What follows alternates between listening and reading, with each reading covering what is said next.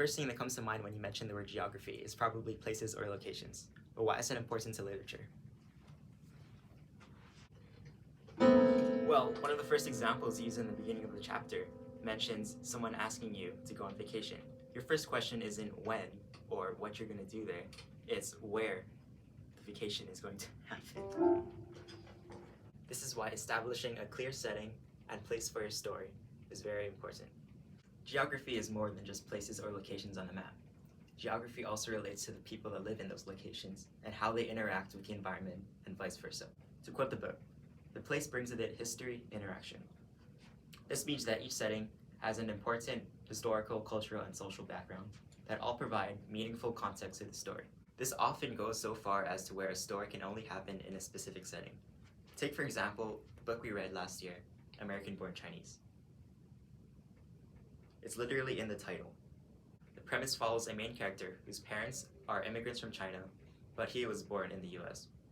It just wouldn't make sense if he wasn't born in the US. Besides the literal meaning of this, there also comes the implications of being a Chinese immigrant family in the United States, such as the prejudice, racism, and all of the stereotypes that the main characters must face throughout the story. So to quote the book once again, what's geography? Rivers, hills, valleys, buttes, steppes, glaciers, swamps, mountains, prairies, chasms, seas, islands, people. In poetry and fiction, it may be mostly people. This is the case even in works where the physical geography of a place seems to have much more of an impact than the people that live in the geography, such as in Winter's Bone.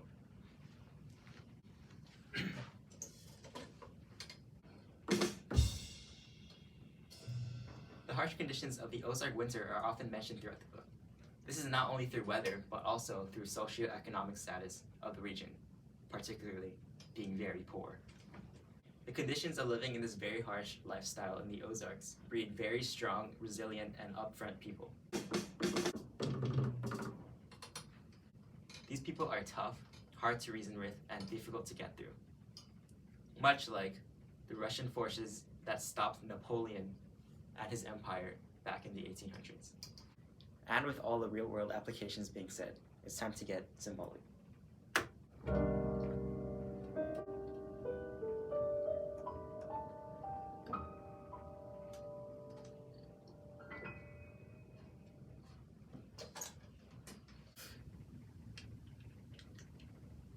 Literary geography is typically about humans inhabiting spaces, and at the same time, spaces inhabiting humans.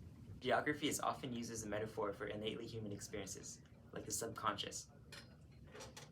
For example, the main character of a book might be a detective with identity issues. As he goes around town searching for clues to solve the mystery, it could be used as a metaphor for him searching within himself to find the truth to what he holds.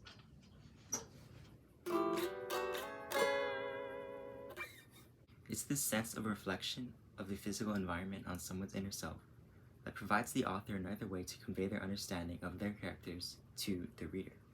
An example I chose out of the book I'll Give You the Sun by Jandy Nelson is the character's hometown, a coastal California town with a huge beach culture. The beach, or more so the ocean itself, is particularly prevalent in one of the character's development, referring to the massive shift in the way he displays himself to others. He goes from a very quiet, artful, solid preteen to a loud party-going, cliff-diving adolescent with many loose ends. The important part is cliff diving, where it symbolizes the forcing of himself into new social territories by forcing himself to hang out with his peers out in the ocean, which he had been deathly terrified of earlier. And just like human emotions, geography is always changing, which is exactly why I had to end this video back at home instead of in the studio. But that is not before some discussion questions, which are a requirement for this video.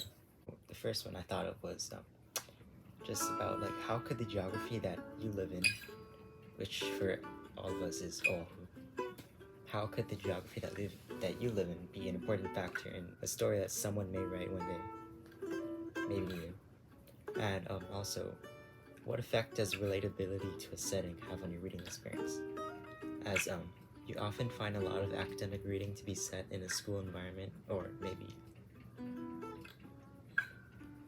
yeah. I hope you found this video useful, as I know you exactly searched on YouTube Crash Course on Chapter 19 of Thomas C. Foster's book, How to Read Literature Like a Professor. And I was the only search that showed up, so I hope you're more educated about geography. And I couldn't figure out a way to end this video, so imagine this whole thing was a jazz song, and this is the ending outro.